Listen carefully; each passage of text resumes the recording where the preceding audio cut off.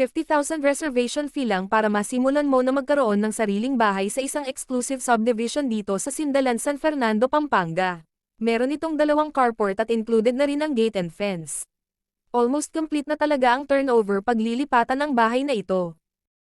Meron itong lanay na pwede mo lagyan ng coffee table or extension from your indoor dining area pag meron kayong mga bisita.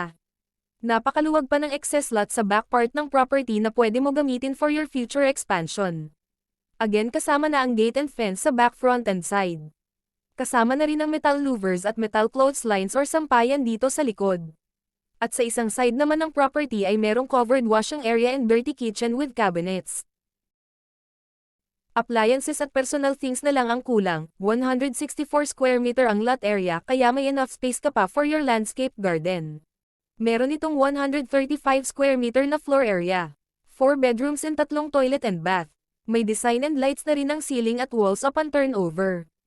Kaya naman napaka-fast selling talaga ng mga houses dito. Sakto ang space neto para sa mga lumalaking pamilya. Kasya ang 6-seater dining table at may lanay pa. Ganitong-ganito na rin ang turnover ng kitchen. May space na for your oven, microwave and stovetop. Kasama na rin ang mga pin lights, mga kitchen accessories, at stainless pull-out trays upon turnover. May space na rin for your 2-door refrigerator and may mga cabinets beside it.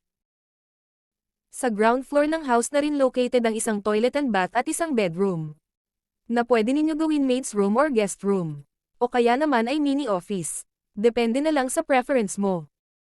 At may service door sa side para sa dirty kitchen at papuntang backyard. Pati ang hagdan ay meron na rin mga wood steps, handle, railings at cove lights.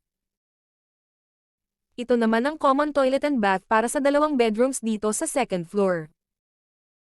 Ito naman ang second bedroom sa second floor for your kids na pwede nyo lagyan ng double-size bed or bunk bed, may kasama na rin cabinets and study table upon turnover. Kasama na rin ang ceiling to floor na mirror sa hallway. Kaya masasabi mo na sulit talaga ang price dito, kasi as in halos wala ka na ipapagawa pa. Ito naman ang master bedroom na pwede mo rin lagyan ng queen size or king size bed at lagyan ng office table or vanity mirror at wall-mounted TV. Again, nakadesign na rin ang ceiling at walls. Meron rin sariling toilet and bath na malahotel ang peg. At ito naman ang third bedroom sa second floor at almost same size lang ng second room. Nagandahan ka rin ba sa mga finishings ng house na to? Baka ito na ang bahay na pinapangarap mo.